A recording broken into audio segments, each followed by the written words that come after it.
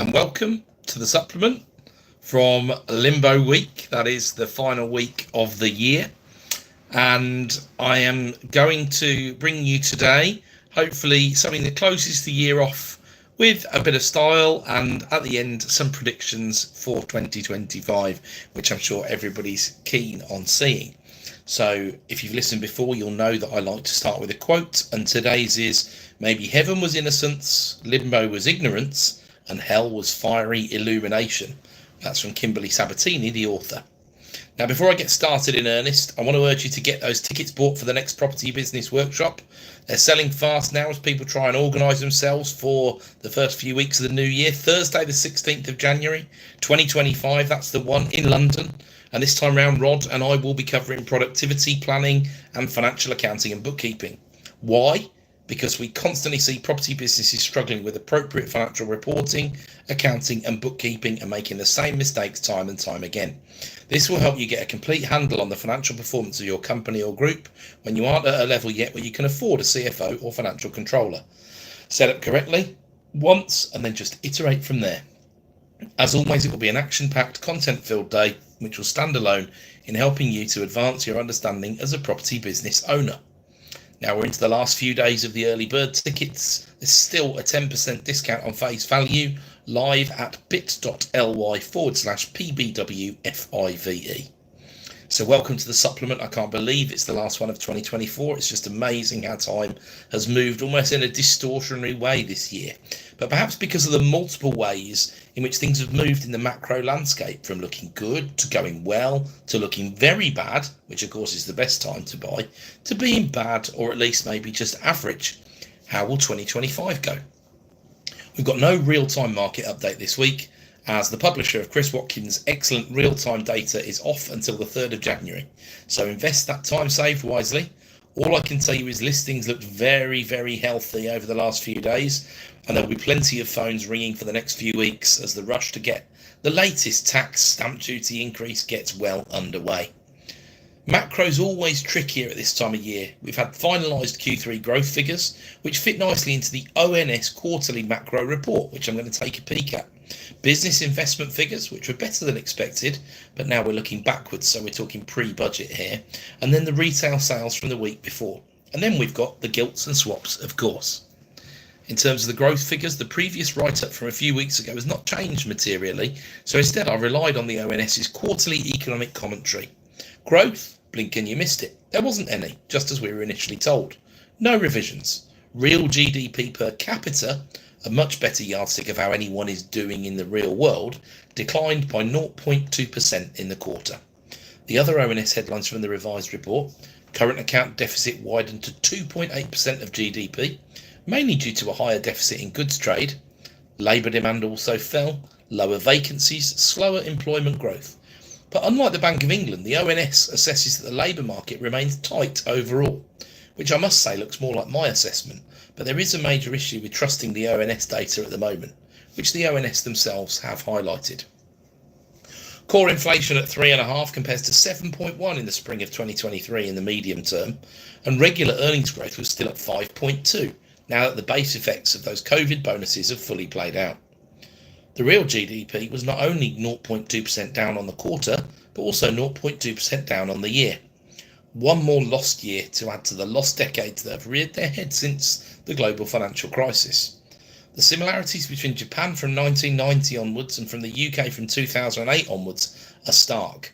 There are differences, but not necessarily differences for the better in either direction. It's Hobson's choice.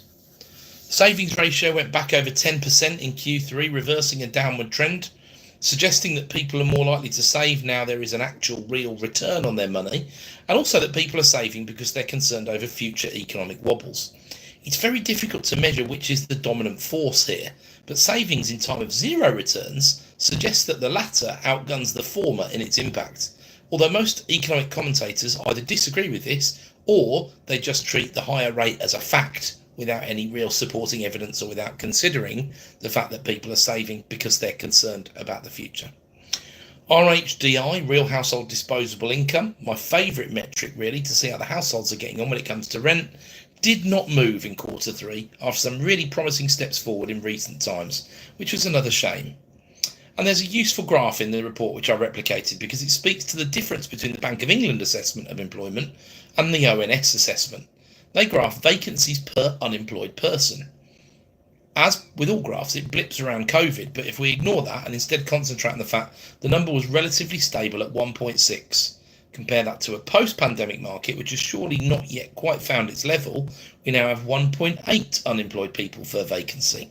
This suggests the Bank of England have a bit of a point, but then that's the trend, and then we've got the absolute number. That's still pretty tight, 1.8 unemployed people per job vacancy. Now, let's not forget the fact the labour market was already historically tight in 2018-19, where unemployment was at or around or below the 4% mark. So you can still see where the ONS is coming from with the tight labour market. There's no way it can be anything other than tight at the moment, but maybe tight and loosening is a better description. Definitely to be monitored closely in 2025. If you were betting, you would suggest the unemployment rate is going to go up, not down, in 2025, especially at the front end as we deal with bigger minimum wage, huge change in national insurance for employers. So, one more output for the interesting roundup. According to the Bank of England and Ipsos Inflation Attitude Survey, inflation expectations increased slightly in November 2024, with 1 year ahead expectations at 2.8 and 5 year ahead expectations at 3.4. Short of any shocks, which of course there will be some, mild or not, we do not know, these don't look like silly predictions at all. And historically, this is normally when you're getting people in aggregate and or companies as well to predict these sort of things, they tend to do a pretty good job unless there's a significant shock like a pandemic or a financial crisis or any a debt crisis or any other things we may or may not be dealing with in future years. So onwards with business investment. The provisional estimate for Q3 was 1.2% upwards, which got revised upwards to 1.9% upwards, which is good news in a sea of very average and disappointing macro numbers at this time. This put the year-on-year figure at 5.8%, which again is well above consensus and very healthy. You would of course expect things to decline from here, because this was pre-budget and even before pre-budget speculation really, but it can't harm economic growth over the longer term.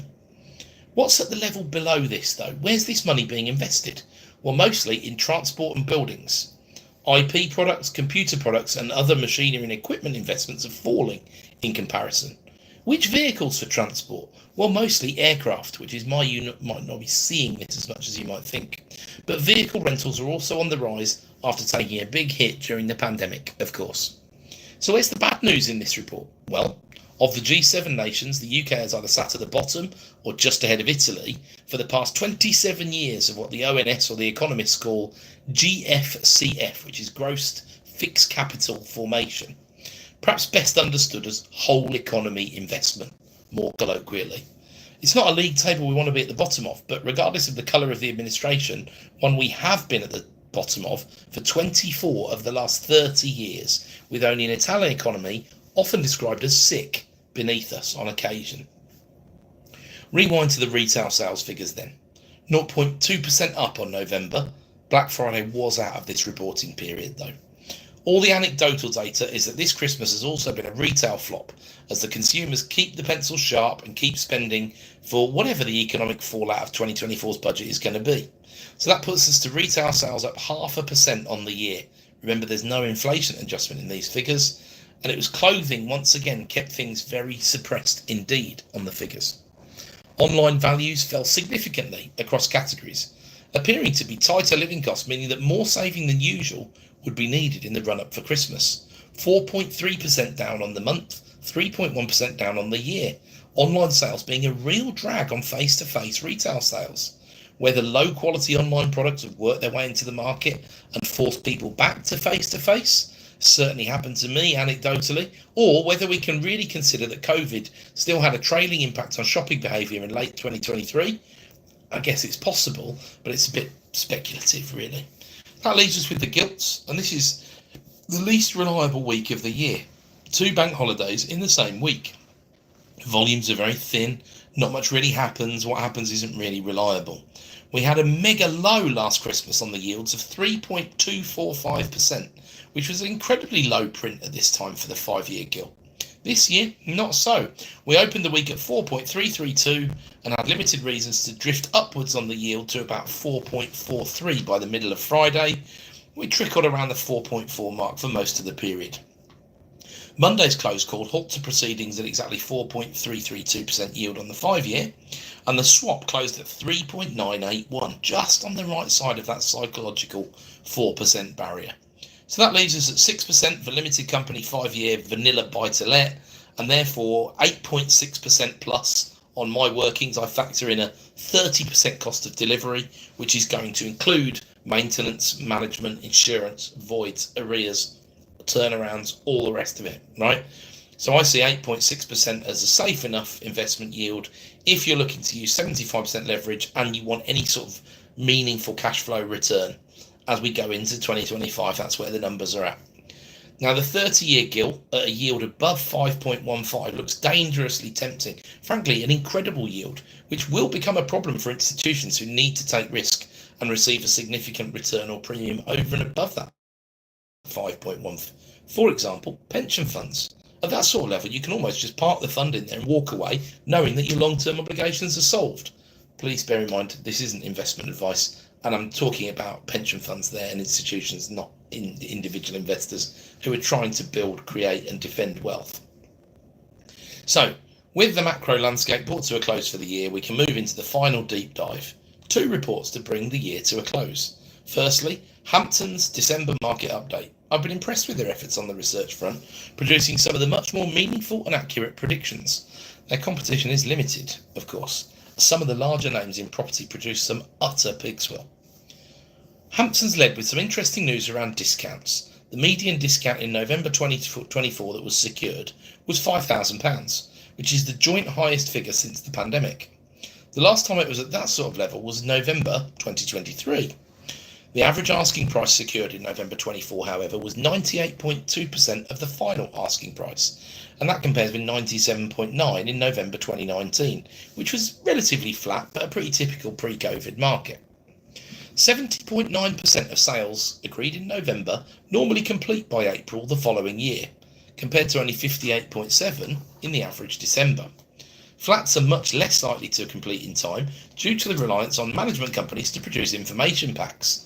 54.9% for November and only 45.3% for December should complete by the deadline. Now, of course, some of that work is going to be pushed forward and concertinaed and front-loaded, but it gives you a rough idea as to exactly what's going to happen around the 31st of March. They spend some time pinpointing the real impact of the stamp duty reintroductions. Homes below £1 million. Well, homes above £1 million achieved 96.9% of their asking price on average in November, which was lower than the 98.1% for homes between 500 and £1 million, and 98.3% for houses below 500k, which of course is the majority of homes transacted, especially outside of the M25. There's a second report on the Hamptons site which I found intriguing as well, summarising the differences between the old stamp system, when you paid the full whack based on the final purchase price, to the slice system, where you pay the marginal rate on the marginal amount, the system that we use these days. This was the work of Gideon George Osborne, man of the people. Not. His claim that was 98% of home purchasers would pay less, but the system would raise more from those buying more expensive homes. Very noble. This was because the very highest rate was moved from 7% to 12%. At the point where the long holiday introduced by Liz Truss, it was a 3-year long stamp duty holiday, or 2.5 year long, sorry, another famous stalwart of our previous government, dies off on April the 1st, 2025. The average mover will be paying £5,479 in tax to move house. This is a 170% increase on the 2014 numbers, an average of 1.8% of the purchase price, up from an average of 1% a decade ago, and now. So, at the 2 million level, the actual rate of tax will be 7.7%. Until 1997, the top rate was 1%, and it was marginally calculated on properties selling above £60,000. How things have changed. The average UK household moved during the 80s and 90s stamp-free. Definitive causation is hard to prove, which Hamptons do recognise. However, the correlation between moving from large houses, the downsizers, have seriously reduced their number of transactions, and there's got to be a selection of reasons for this, of course. George's promise was, once again, an empty one, although mostly thanks to fiscal drag, of course. The average London buyer currently pays 2.6% of the purchase price in stamp duty land tax. This will move from here to 3.6% after April the 1st, 2025. You do end up asking yourself, how far can this go? However, the average transaction across many developed economies has between 5 and 7% taken out of the pie, and so this still isn't that out of line with that metric, I suppose. What else could you do? Well, so many economic commentators detest stamp duty so much. A break for downsizers, or some kind of incentive, probably best done with a limited time window, with a chance of increasing that time window but no guarantee. So maybe 18 months or 2 years. So as a downsizer, which would have to be tightly defined, your next purchase of your principal private residence is stamp free, for example. But for real reform, you're looking to a property tax style system, moving from lump sums on moving to tax paid on a monthly or annual basis as per the USA. It would, under the current system, have to be distinctly different from council tax, I suppose. But this was all more good work from Hamptons and thought-provoking stuff. Let's also have a look at Zoopla's house price index for 2024, which was out this week as well. Their summary, well, a sustained recovery in housing sales in 2024. We did come from a low base in 2023. The year-on-year changes, December to December: 21% more buyer demand, 23% more sales agreed, 18% more new supply to the market, and a 10% increase in the stock of homes for sale. Sales pipelines are 30% bigger than this time last year. Good news for agents following a lean year in 2023, which saw lots of closures across the industry. Zoopla characterises it as a strong year for volumes with muted prices. They do seem married to their view that prices would fall slightly this year, even in the face of evidence to the contrary. Affordability does remain a constraint, although we're seeing a different sort of pressure here as well. Rents rocketing, buying will soon once again become cheaper than renting, even with a proper calculation rather than just a straightforward comparison between rents and mortgage payments, which is fallacious. The 6.1 sales agreed per agent on average throughout 2024 is the best number apart from 2021, the white hot market for the past 8 years and beyond. That's monthly, bear in mind, 6.1 sales per month agreed. Zoopla declares a gap of 3.6% between asking and achieved sales prices for December 2024. They also maintain prices are up 1.9% as of the end of November 24. That's quite a lot lower than what the ONS, Halifax and the Nationwide have said, but there we go. They also saw prices down 1.2 last year, and so they're somewhat vindicated by their small fall in prices prediction, or at least they think they are, anyway. But they note an increase in discounts achieved just as Hamptons do. Zoopla referred to the mortgage rate increases, which makes good sense, although Zoopla often overemphasise the effect that the mortgage rate has on transactions and negotiations. The bigger issue, in my view, remains to be the stress test, which is not necessarily moving at all as rates fluctuate. Remember, you're being scored at 8% by many of the high street banks, and that 8% has not necessarily been any lower at any point in 2024. So for those who love that stat, prices double every 10 years historically, you might be surprised to know that the average house price in London has only gone up 83% since 2010. So even London hasn't doubled in the last 14 years. Zoopla sees a 2.5% increase in UK house prices in 2025. They're most bullish for some time, with there being a continued rebalance between prices in the south and the north, mostly due to relative affordability and higher interest rates, of course. The comparables to the 83% London capital growth figure: 70% across the south, 66% in the Midlands, and 56% in Wales. Zoopla has Northern Ireland only up 19% in those 14 years, Scotland at 30, and the north of England at 41. I'd be surprised if these were accurate compared to the ONS, although I don't doubt London being the top of the regions, but they won't be that far out of the ballpark, I'm sure. They do see, at Zoopla, less room for growth in higher value markets. I'm not sure that applies to prime London or super prime anywhere, to be honest, which is much more of a global style market and much more disconnected from the overall fortunes of the UK economy. Zoopla sticks with the explanation that mortgage rates, the economy and the labour market will determine housing market future in 2025. Now, I believe that wages are well correlated with house prices, but the availability of credit and the price of it, as set by the stress tests, and then secondarily by the mortgage rates, are the real drivers, since supply of the right sort of houses is bound to remain much lower than needed, without a doubt. bearing in mind how many housing starts there have been in 2024 or not. We already know what the delivery figures will be for 2025. We just look at 2024 starts. As with Hamptons, Zoopla produces some of the much more credible and useful research in the industry, and whilst I might be seen to be picking holes, they're small holes in an overall very good piece of work. I'm just a stickler for trying to get it right. So I'm leaving something on the table this week with a slightly shorter supplement, but I am going to lay out a few teasers just now of where I'm at for 2025's market. Let's start with house prices, up 3.75%. I'm going precise so I have my own memorable number. Why? Well, inflation will be up in the 3-ish range and do quite a bit of the lifting. The stamp bump will even out over the course of the year. Rates should come down a little since we're currently out of what I believe to be a realistic range at the moment, so that'll add a little as well. And wages will be likely above this 3.75 range in terms of where they move over the next 12 months. Base rate at the end of 2025, 4.25%. That's my stab, and I'm sticking with it. There are plenty of reasons to hold at the moment, even if we do have a cut in Feb, as we would expect. It will start to look very fine in my view when we get down to that 4.25. Once again, I'd be delighted to be wrong and be being too miserable here, but if you can't cope at 4.25 to 4.75 before margin, you're in the wrong game, as I've said before. Don't rule out rates going up. There's most certainly a world where that does happen, even if we did do 2 cuts in relatively close proximity. Rents, I think, up 7%. That's where I'm sticking. ONS numbers, there's limited respite other than affordability ceilings in my view. Remember, the November number was 9.1.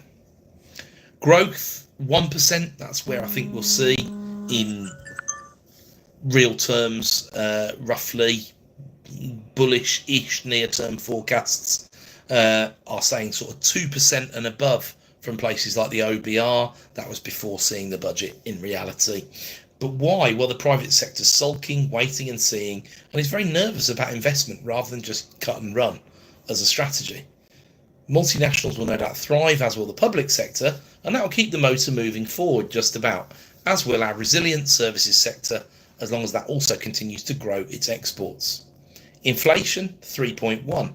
I'm going for a precise number again. That's where I see 2025's average with a bit of fuss when we get the first print back above 3%.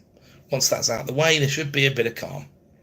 5-year fixed rate mortgage rate, range of 5.5 up to 6.25. I'm talking limited company, buy to let, no fee when I say that. If I saw some 5.5 no fee, I'd be taking it very quickly on anything that I was waiting on remortgaging if I was waiting. Keep checking and checking again as they go down. That's limited company rates, as I've said. Yields, well, if that's all correct, they'll continue to increase on residential, by definition. In commercial, I'm still concerned that the normalisation of zero interest rates has not yet taken full effect, and so there could be continued yield expansion to be considered on the commercial property side of things. That's a very broad comment, and it might not apply to all niches of commercial property, but I'm going to leave it as a general viewpoint and have it as a take care shout rather than a specific or prescriptive view. So, just one more reminder then before we hear the bell toll for the new year. Tickets for the next Property Business Workshop are still on sale. Thursday, Jan 16th, 2025. Fantastic subject matter. How to plan for the year. Your efficiencies and being more efficient in your day-to-day operations. And then financial accounting and bookkeeping. No, it's not going to be a room of people learning how to use Xero or Sage or QuickBooks or whatever. Other software is available, of course, but it's how to ensure reporting is set up correctly and then how to monitor it on an effective, ongoing monthly basis. Come along and also get your strategic planning sorted out, and your January kick up the backside comes as part of the package as well. Get your Christmas present to yourself. Early bird tickets only around for a few more days. Genuine 10% face value discount. Once they're gone, they're gone. These events do sell out, and Rod and I would love to see you there. So bit.ly/PBWFIVE. And we all know there's only going to be one way to deal with all of this ongoing noise and excitement in 2025. Keep calm, always listen to the supplement, and carry on. Thank you.